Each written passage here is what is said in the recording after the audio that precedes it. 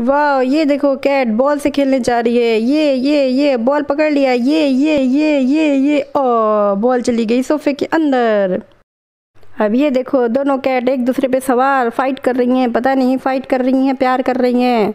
ये देखो ये जंप किया वाइट वाली कैट। ये दबोच लिया ये गुड गुड गुड। ये तो पूरा टाइकोंडो हो रहा है भाई, टाइकोंडो। ये वाह वाह। अब नहीं छोड़ेगी वाइट वाली कैट, तो बिल्कुल नहीं छोड़ेगी ब्राउन वाली कैट को। हाँ, हाउ डे यू।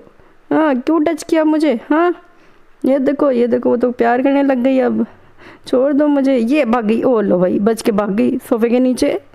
आ, चलो, अब वाइट वाली कैट उसका वेट कर रही है, आएगी तो फिर पकड़ूंगी उसको। ये आ गई है तो अपनी पूंछ सहला रही है। ये चुपके चुपके देख रही है ये यहाँ से।